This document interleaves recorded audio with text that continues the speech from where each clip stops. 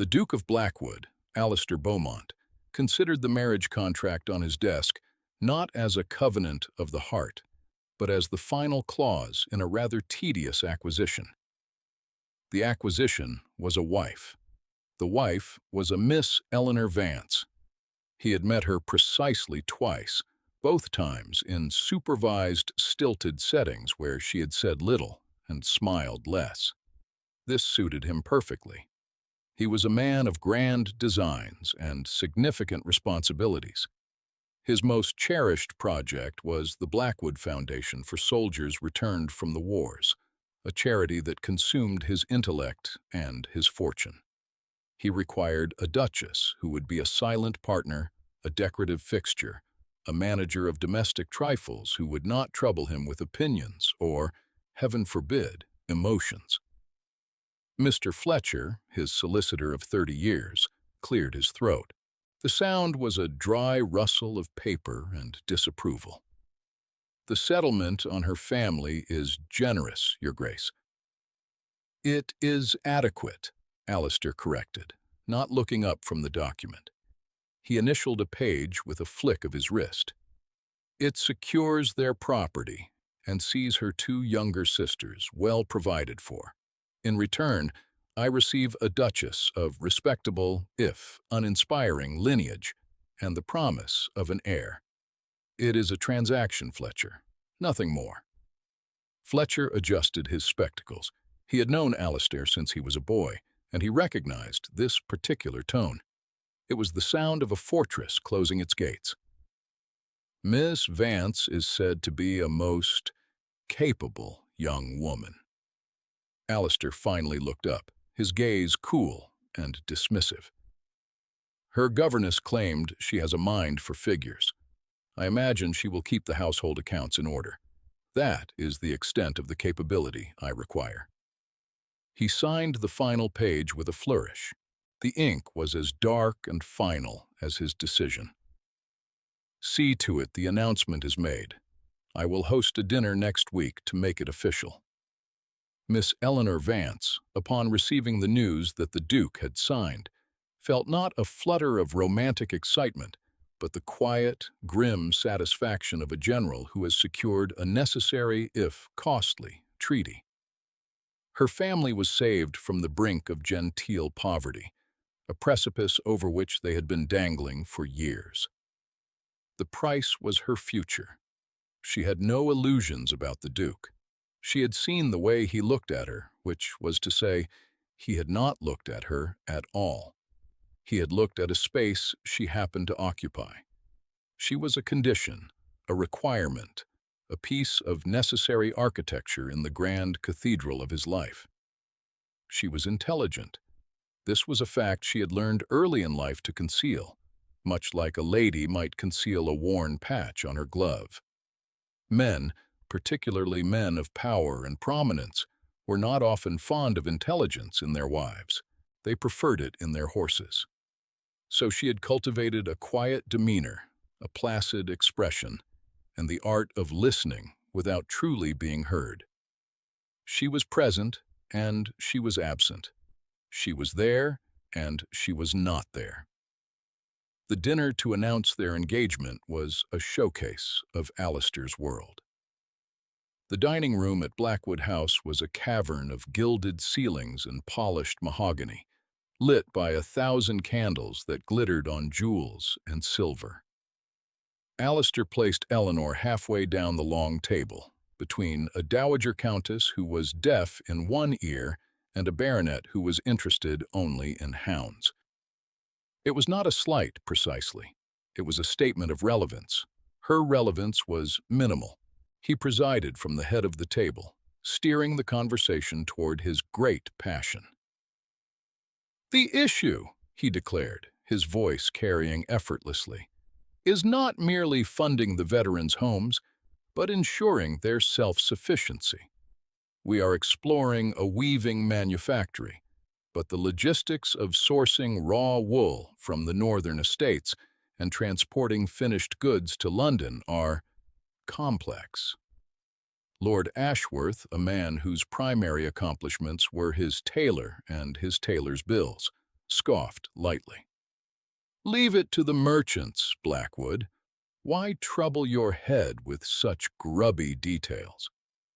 "Because the grubby details," Alistair said with a flash of irritation, "are the difference between charity and dependency.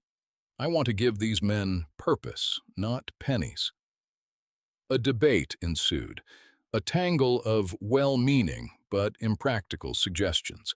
They spoke of shipping canals and road tolls, of middlemen and market fluctuations. Alistair grew more frustrated, his vision obstructed by a fog of amateur opinions. And then, a quiet voice drifted from the forgotten middle of the table. "The problem is the centralization." All heads turned. Eleanor had spoken so softly it was almost a whisper, yet the word "problem" had sliced through the noise. She looked down at her plate, a faint flush on her cheeks, as if startled by her own temerity. The deaf countess next to her patted her hand. "Did you say something, dear?" Alistair stared at her, a flicker of something, annoyance, curiosity, in his eyes. "What did you say, Miss Vance?" Eleanor took a small sip of water, her hand perfectly steady. She did not look at him, but at a point somewhere in the middle distance. "You are thinking of it as a single operation, a central manufactory, a central point of sale. The transport costs and the potential for disruption are too high." She paused. "But the men are not centralized. They are in homes across 5 counties. If each home had a smaller, specialized workshop, one for weaving, one for carpentry, one for leather work, they could serve their local markets directly. The transport issue would be negligible. You would create a network of local artisans, not a single, vulnerable factory." She finally lifted her eyes and met his. "Your grubby details would be managed by the men themselves. It would give them more than purpose.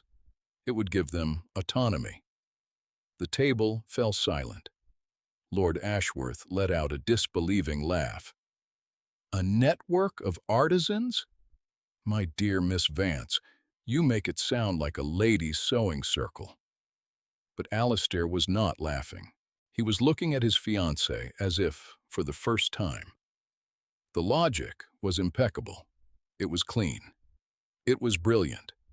It was a solution that had entirely eluded him and his board of decorated, important men. He gave a slow, deliberate nod. "An interesting thought, Miss Vance." He then turned the conversation to politics, but the seed had been planted. He had expected a decorative pot plant. He was beginning to suspect he had acquired something far more complex, something with roots. For a brief moment, he was intrigued. Then he dismissed it. A lucky guess, a parroted opinion from some book she had read. She was, after all, just a woman. His life would proceed as planned. The grand Allendale Ball was the social event of the season, and the first major appearance of the Duke and his newly announced fiancée. Eleanor wore a gown of pale silver that made her blend into the shimmering candlelight of the ballroom. She was a whisper of a woman in a room shouting with color and noise. Alistair, of course, was a magnet. He stood with a circle of men, including the ever-present Lord Ashworth, holding court near the French doors that led to the terrace. They spoke of investments and horses.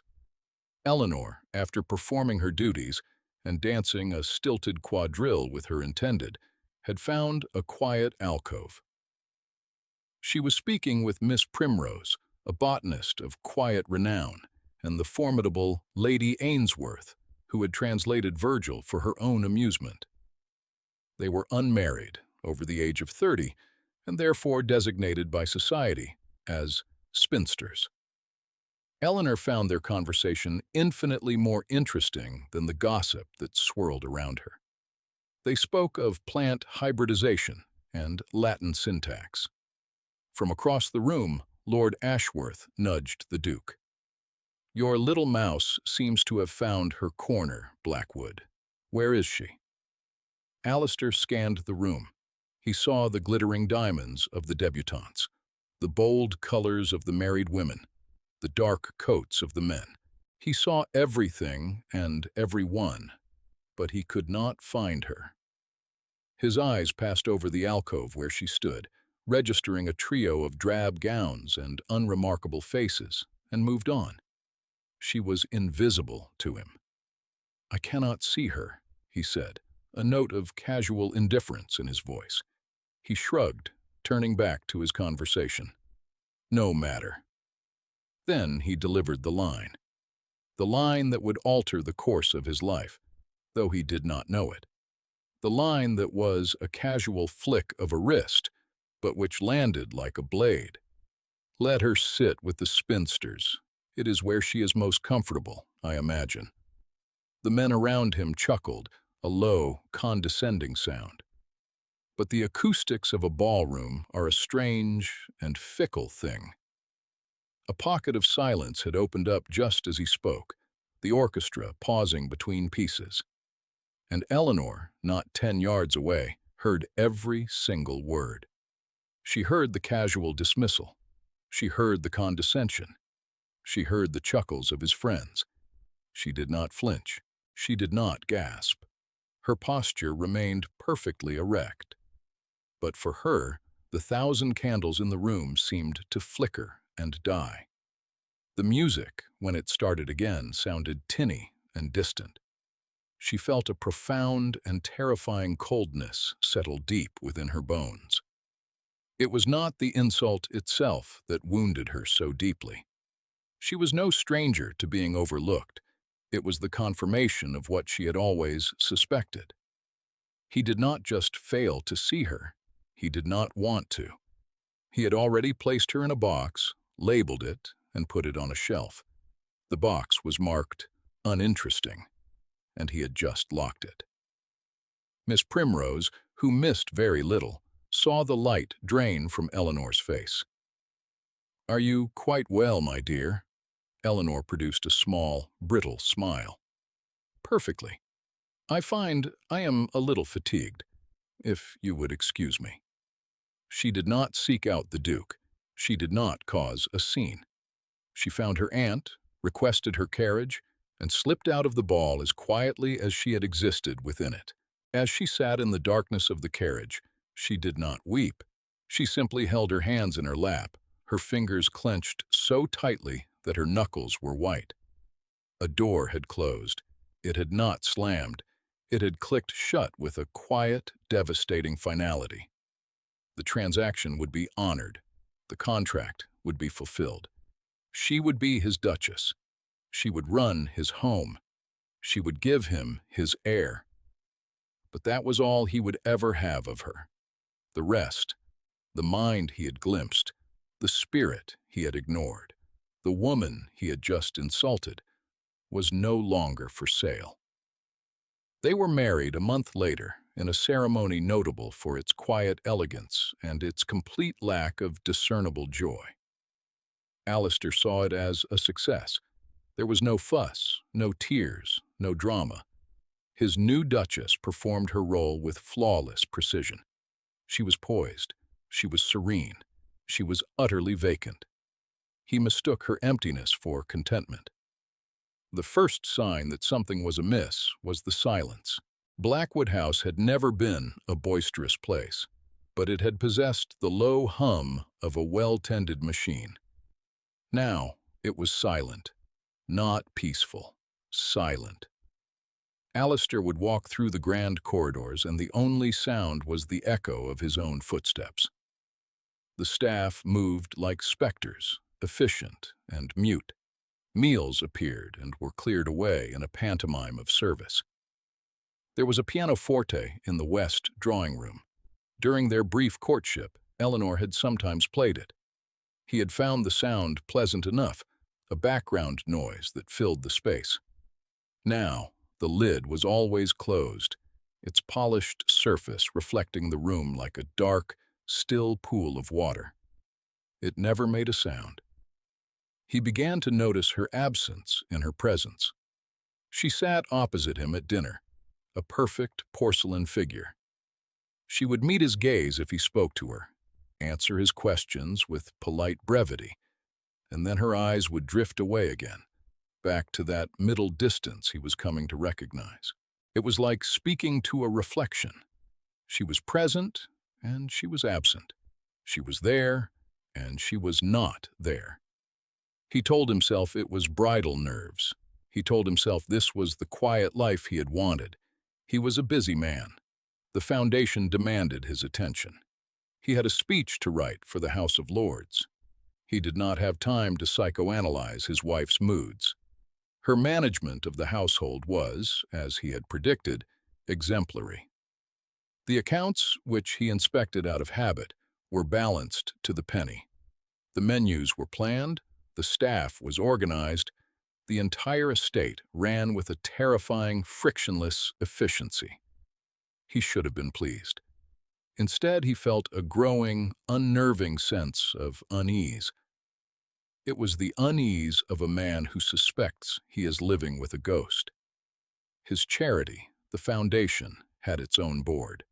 It was comprised of his peers, decorated generals, influential politicians, and wealthy philanthropists like Lord Ashworth. As the new Duchess of Blackwood, Eleanor was granted a seat on this board. It was a ceremonial position. The wives of the other members often attended, offering gentle suggestions about the decor of the veterans' homes or the planning of fundraising galas. Eleanor's first meeting was 3 months after their wedding. She sat at the long mahogany table in the Foundation's London office, her back ramrod straight, her hands folded in her lap. She wore a simple gray dress. She said nothing for the first hour. The topic was the failure of the weaving manufactory. Alistair, against his better judgment but swayed by the board's traditionalist views, had proceeded with the centralized plan. It was, as Eleanor had quietly predicted, a disaster. The cost of transporting raw wool from Yorkshire was astronomical. A shipment of finished blankets had been ruined by damp. The men were idle and morale was low. "We must simply allocate more funds," declared General Morrison, banging a fist on the table.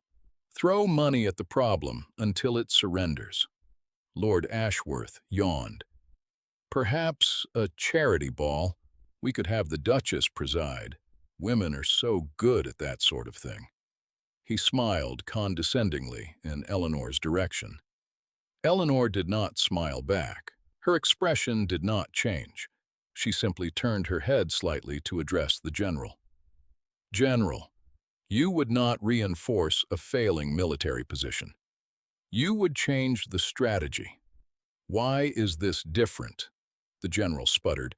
"This is not a military campaign, Your Grace." "It is a campaign against poverty and despair," she replied, her voice still quiet, but now possessing an edge of cold steel. "And you are losing." She then turned to Ashworth. "And a ball, my lord, will not weave a single blanket. It will merely distract us from our incompetence." A shocked silence fell over the room. Alistair stared at his wife. This was not the vacant girl who sat at his dinner table. This was the woman who had spoken at the engagement dinner, but sharper, colder, stripped of all hesitancy. Before anyone could recover, Eleanor spoke again, her gaze sweeping the room. "The decentralized plan I suggested months ago remains viable. However, it requires a new kind of oversight, not a board of London gentlemen, but a committee of practical minds." She slid a single sheet of paper across the table towards Alistair. "I have taken the liberty of composing a list of potential committee members." Alistair picked it up. He read the names. Miss Agnes Primrose. A botanist, yes, but her father had run a shipping empire. She understood logistics better than anyone in the room. Lady Susanna Ainsworth. A classicist, true, but she had managed her late husband's vast and crumbling estate back to solvency, a feat that was the stuff of legend in legal circles. Mrs. Gable, the widow of a factory owner who had quietly taken over his business and tripled its output. It was a list of spinsters and widows, a list of overlooked, competent, formidable women, the very women he had dismissed with a wave of his hand at the Allendale ball. "This is absurd," Ashworth sneered. "You want to put my aunt's companion on the board?" "I want to put people with relevant expertise in charge of their relevant domains," Eleanor said calmly. "Miss Primrose will organize supply chains. Lady Ainsworth will handle the financial restructuring of each local workshop. Mrs. Gable will oversee production standards." She looked directly at Alistair, her eyes daring him to object. "Unless, of course, the Duke prefers the current strategy of failure." Alistair was trapped. Her logic was, once again, flawless. To reject it would be to publicly champion his own board's incompetence. To accept it was to cede a measure of control, not just of his beloved foundation, but to her, to this stranger who lived in his house. "The Duchess makes a valid point," he said, his voice tight. "We will explore this alternative structure." It was a capitulation, and everyone knew it. Eleanor gave a tiny, almost imperceptible nod. It was not a nod of gratitude. It was a nod of acknowledgement. The first move in a game he hadn't even known they were playing. The unraveling of Alistair's ignorance was not a sudden flood, but a slow, seeping damp. It began with the accumulation of clues, small, disconnected observations that pricked at the edges of his consciousness. He noticed the books. He had once entered the library to find her, and had expected to see a novel or a book of poetry in her hands. Instead, she was engrossed in a dense volume titled Principles of Agricultural Economics. Another time, it was a treatise on contract law. He had assumed she was bored. It did not occur to him she was studying. He noticed the change in his solicitor. Mr. Fletcher, who had always been professionally deferential, now spoke of the Duchess with a new tone of profound respect. "Her Grace's review of the tenant farm leases was illuminating, Your Grace. She identified 3 clauses that were costing the estate a small fortune."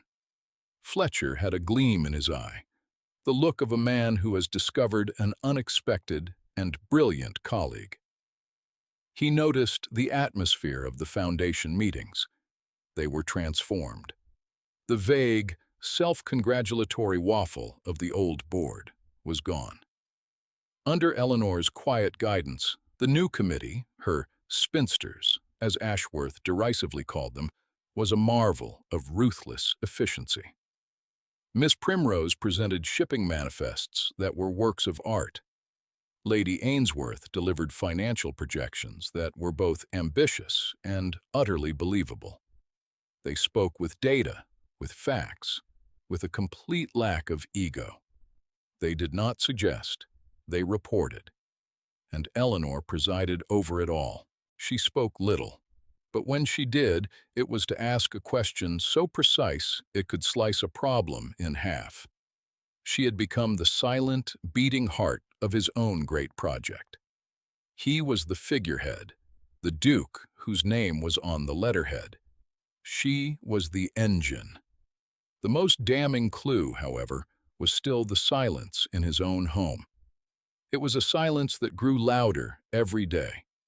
The more competent and powerful she became outside the house, the more absent she was within it.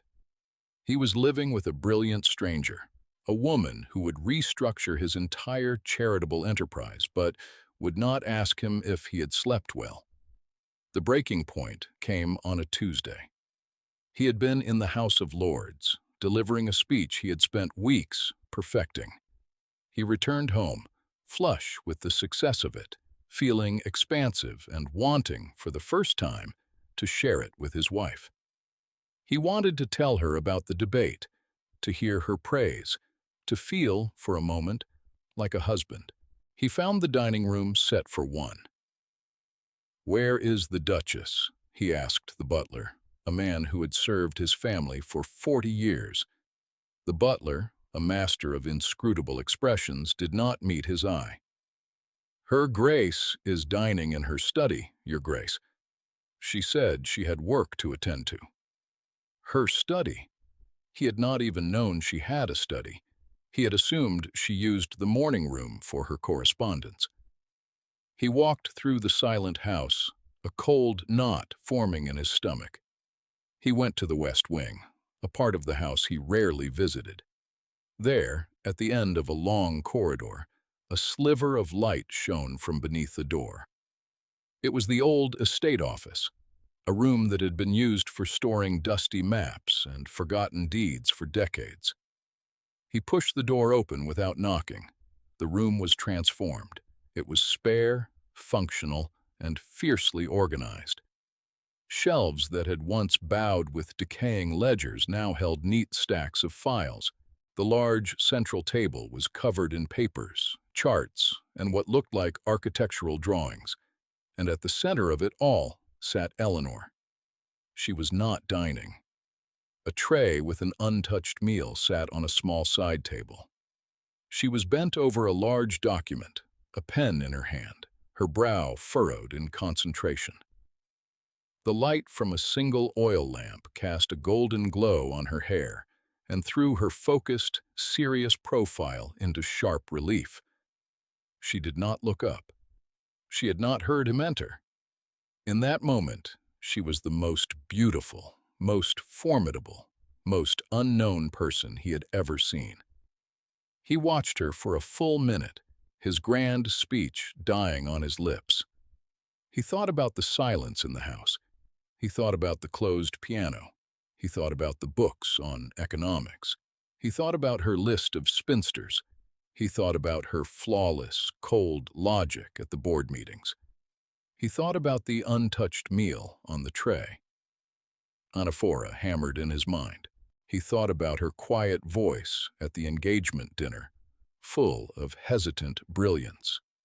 He thought about her face at the Allendale ball, just before the light had gone out of it. And then, with a sickening, plummeting certainty, he remembered. He remembered the feel of the champagne glass in his hand. He remembered Ashworth's smug face. He remembered scanning the crowd. He remembered his own voice, lazy and arrogant, carrying across the room. "Let her sit with the spinsters. It is where she is most comfortable, I imagine." The memory struck him not like a lightning bolt, but like the slow, inexorable turning of a key in a lock he had not known existed. And the door it opened revealed a vista of his own breathtaking, catastrophic foolishness. She had heard him. Of course, she had heard him. Everything fell into place. Her withdrawal was not shyness. It was a sentence. Her silence was not contentment. It was a judgment. Her perfect, cold efficiency was not obedience. It was a rebellion. She was honoring the letter of their contract with the meticulous precision of an enemy. She was giving him the Duchess he had asked for, a silent partner, a functional object, a piece of furniture. And in doing so, she was showing him exactly what he had thrown away. He had taken a mind that could reshape his world and told it to go sit in a corner. He had married a queen and treated her like a pawn. The scale of his error was so vast it made him dizzy. It was not just an insult, it was a fundamental misreading of reality. He, Alistair Beaumont, Duke of Blackwood, a man who prided himself on his perception and his intellect, had been blind. Utterly, profoundly blind. He looked at his wife, bent over her work, a fortress of quiet competence. He had not just lost her respect. He had, he realized with a fresh wave of horror, lost her entirely before he had ever thought to possess her. He backed away from the door, closing it so softly it made no sound. He walked back to the cavernous dining room and sat before his single-place setting. The food tasted of ash. He was alone. He had been alone for months. He had simply, until this very moment, failed to notice. He did not sleep. He sat in the library, the fire dying in the grate, and let the full weight of his realization crush him. He was a fool. It was a simple, declarative statement, and it was the truest thing he had known in years. He had wanted a wife who would not trouble him, and he had gotten his wish so completely that it had hollowed out his life. He knew what he had to do. An apology was insufficient. It was like trying to repair a shattered vase with a piece of string. This required more. It required a confession. It required atonement. The next morning, he went looking for her. She was not in the estate office. She was not in the morning room. He finally found her in the glass houses, a place he had not visited in a decade. She was standing with Miss Primrose, discussing the propagation of a new strain of rose. She looked serene, engaged, and a million miles away from him. He waited until Miss Primrose had departed. Then he approached. He felt like a petitioner before a monarch. "Eleanor," he began. His voice sounded hoarse. She turned to him, her expression polite and questioning. It was the mask she wore for him. "Your Grace?" He had prepared a speech, a careful, logical explanation. It crumbled to dust in his mind. All that was left was the raw, ugly truth. "I was wrong," he said. The words were stark in the humid air of the glasshouse. She waited, her gaze unwavering. She did not help him. She did not prompt him.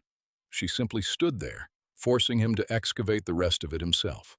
"At the Allendale ball," he continued, his voice dropping, "I said something about you and the other ladies." He could not bring himself to repeat the word spinsters. "I was with Ashworth. I was arrogant and careless and cruel." He searched her face for a flicker of something. Anger, vindication, pain. There was nothing, only a deep, quiet stillness. "I know you heard me," he said, the admission costing him more than any financial concession ever had. "I did not realize it until last night. I am a fool, Eleanor. I have been a fool for months. I saw your silence, and I called it peace. I saw your efficiency, and I called it duty. I did not see that it was a shield. I did not see that it was a wall you had built to protect yourself from me." He took a half-step closer. "I did not see you at all. I looked, but I did not see." This, finally, elicited a reaction. A tiny, sad smile touched her lips, a ghost of an expression. "No," she said, her voice soft. "You did not." "The woman in the estate office last night," he said, his voice thick with emotion. "The woman who saved my foundation from my own blundering pride. The woman who understands contract law and agricultural economics. That is the woman I married. But I did not know it. I married you as a transaction, and I have been paying the price for my own ignorance ever since." He stopped. He had said it all. He had confessed his blindness. He had laid his folly at her feet. He did not ask for forgiveness. He did not feel he had the right. Eleanor looked at a pale, thornless rose that was blooming nearby. "You said you wanted a duchess who would not trouble you with opinions," she said, her voice contemplative. "I have endeavored to be that duchess. And you have succeeded so perfectly that my life is a wasteland," he whispered. "I am troubled, Eleanor. I am profoundly troubled by the silence, by the space between us, by the brilliant woman I share a house with, who shares none of herself with me." He had to do more. Words were not enough. He needed to act.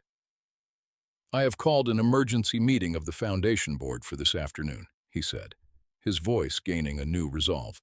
"All members, the old and the new. I would consider it a great favor if you would attend."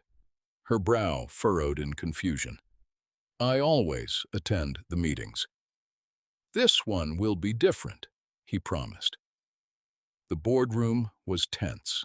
The old guard, General Morrison, Lord Ashworth, and their ilk, sat on one side of the table, looking resentful and confused.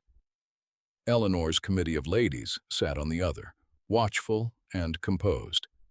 Eleanor herself sat in her usual place, her expression unreadable. Alistair stood at the head of the table. He did not sit down.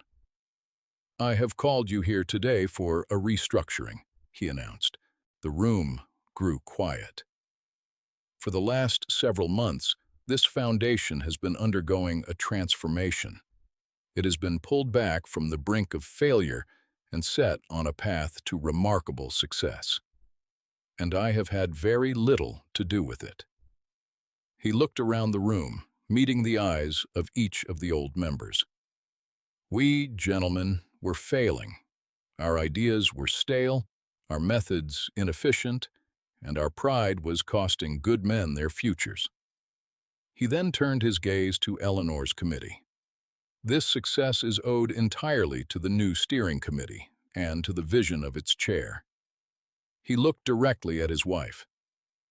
"The Duchess of Blackwood has demonstrated a strategic and financial acumen that far surpasses my own. Her logic is sounder, her vision is clearer, and her management has been nothing short of miraculous." Lord Ashworth let out an incredulous snort. "Really, Blackwood? Are you serious? You're handing your life's work over to a committee of women?" Alistair's gaze snapped to Ashworth, his eyes suddenly glacial. "No, Ashworth. I am handing it over to a committee of experts, something this board has lacked for a very long time." He paused, letting the insult land. "As of this moment, I am resigning as chairman of the Blackwood Foundation." A collective gasp went through the room. "In my place," Alistair continued, his voice ringing with authority, "I am formally appointing Her Grace, the Duchess of Blackwood, as the new and sole chairman. Her decisions will be final, her authority absolute." He then walked to Eleanor's chair. He took the ornate, high-backed chair from the head of the table and placed it before her. It was a public, symbolic abdication. "The chair is yours, Your Grace," he said, his voice low and for her alone. "If you will have it." Eleanor looked at the empty chair. She looked at the shocked faces of the old board. She looked at the quiet, triumphant smiles of her ladies. Finally, she looked at her husband. For the first time in months, she truly looked at him, and she saw not a duke, not a master, but a man humbled and profoundly sincere. She did not immediately accept. The victory was absolute, the atonement public and undeniable. But a grand gesture, however sincere, could not instantly mend the quiet devastation of his earlier dismissal. Trust, once shattered, had to be rebuilt piece by piece. Love could not be decreed by a committee vote. She gave a slow, deliberate nod. "I accept the chairmanship," she said, her voice clear and steady. The room seemed to exhale. Her ladies beamed. Miss Primrose gave a discreet thumbs up. Then Eleanor stood, but she did not move to the head of the table. She addressed her husband, her tone no longer that of an employee to an employer, but of an equal. "Thank you, Your Grace, for this demonstration of confidence. It is a significant step." The implication was clear. It was a step, not the end of the journey.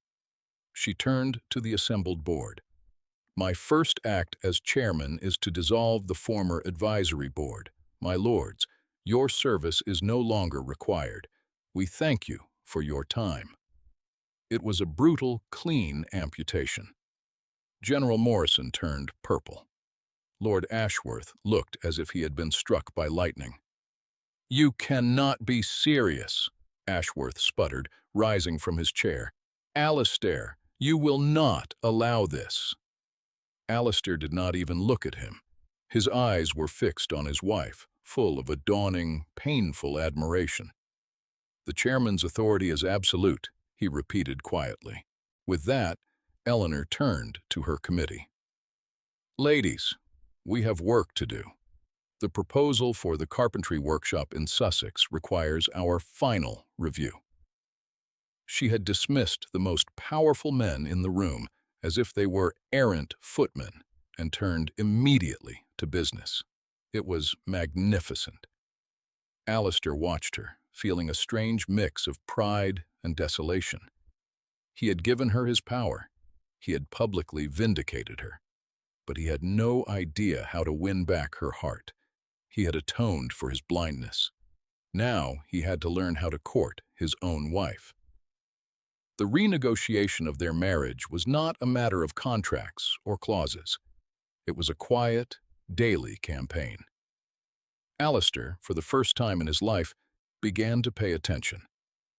He learned that she did not like hothouse flowers, which she found ostentatious, but loved the wild, unruly bluebells that grew in the North Wood. He had a path cleared so she could walk there more easily. He learned that the silence of the pianoforte was a deep and abiding grief. He did not ask her to play. Instead, he found the sheet music for a complex Scarlatti sonata he had once heard her practicing and left it on the music stand. For a week, it remained untouched. Then one evening, as he sat in the library, he heard the faint, hesitant notes begin to drift through the house. He closed his eyes and listened, feeling as if the house itself were slowly starting to breathe again. He stopped trying to impress her with his status or his speeches in the Lords. Instead, he came to her study. It was now accepted as her domain. And he listened. He asked her about the foundation. He asked for her opinion on a tenant dispute. He treated her not as his duchess, but as his most trusted advisor. He learned to see the world through her sharp, analytical eyes. He was courting her mind. Her reserve did not vanish overnight. It was a slow thaw. The polite mask began to slip, replaced by flashes of her true self. A dry, witty comment on a politician's speech. A genuine, unguarded smile when one of the Foundation's workshops turned its first profit. A shared look of exasperation over a foolish letter from the dismissed Lord Ashworth. Ashworth, in his humiliation, had not gone quietly. He began a campaign of whispers and rumors, suggesting the Duke was henpecked, that the Foundation was now being run like a gossip circle, that its funds were being mismanaged by a cabal of bitter spinsters. The attack was aimed at Alistair, but its true target was Eleanor. This was Alistair's chance to prove his change was real. He did not defend his own honor, he defended hers. He wrote a letter to the editor of the Times, not refuting the rumors but detailing, with meticulous and public precision, the financial turnaround of the Foundation under his wife's leadership. He praised her unparalleled strategic mind and the profound expertise of her committee. He ended the letter by stating that the Foundation's success was the only answer required, and that he considered himself the most fortunate of men to have such a woman as his partner. He signed it not as Blackwood, but as Alistair Beaumont. It was a public declaration of her value and his devotion. He showed the draft to Eleanor before sending it. She read it in the quiet of her study, the lamp casting a warm glow on the paper. When she looked up, her eyes were shining.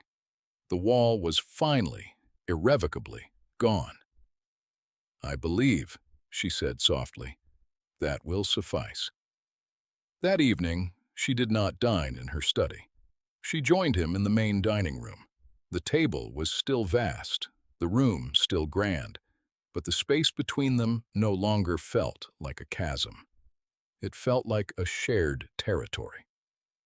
They spoke of the foundation, of politics, of the new rose Miss Primrose was cultivating, and for the first time, they laughed together. The sound echoed in the silent house, filling it with a warmth it had never known. A year later, the Duke of Blackwood stood by the window of the west drawing room, looking out at the gardens. The room was not silent. From the pianoforte, a cheerful Mozart melody spilled into the air, played with confidence and joy. On a nearby sofa, Lady Ainsworth and Miss Primrose were having a spirited debate about the merits of a new accounting method, their voices a familiar and welcome hum in the house. The Blackwood Foundation was now the model of modern philanthropy, its network of local workshops thriving, its veterans productive and respected. The Spinsters were no longer objects of pity or scorn. They were the most effective and powerful board of governors in the country, their opinions sought, their presence commanded. Alistair's gaze fell upon his wife. She was no longer a whisper of silver, but a vibrant slash of emerald green. She was standing by the fireplace, one hand resting on her gently rounded stomach, explaining a point of logistics to a visiting dignitary. Her face was animated, her eyes bright with intelligence and confidence. She was luminous. He remembered the arrogant, blind man he had been, the man who had looked at this supernova of a woman and seen nothing. He had nearly missed it all. He had nearly lived his entire life in a silent, empty house, content with his own ignorance. Her quiet rebellion, her refusal to be the small, meek thing he had expected, had saved him. She had forced him to see. She finished her conversation and turned, her eyes finding his across the room. She smiled, a genuine, loving smile that was just for him. It was a smile that held their entire story, the painful beginning, the difficult negotiation, the hard-won peace. He had wanted a transaction and a title. He had received a partner, a teacher, and a love he had done nothing to deserve but would now spend the rest of his life honoring. He walked towards her, his own smile answering hers. The air he had once demanded as part of a contract was now a promise, a symbol of a union forged not of convenience, but of a profound and startling grace. He had learned, finally, that true sight was not a function of the eyes, but of the heart, and his heart, at long last, was wide open.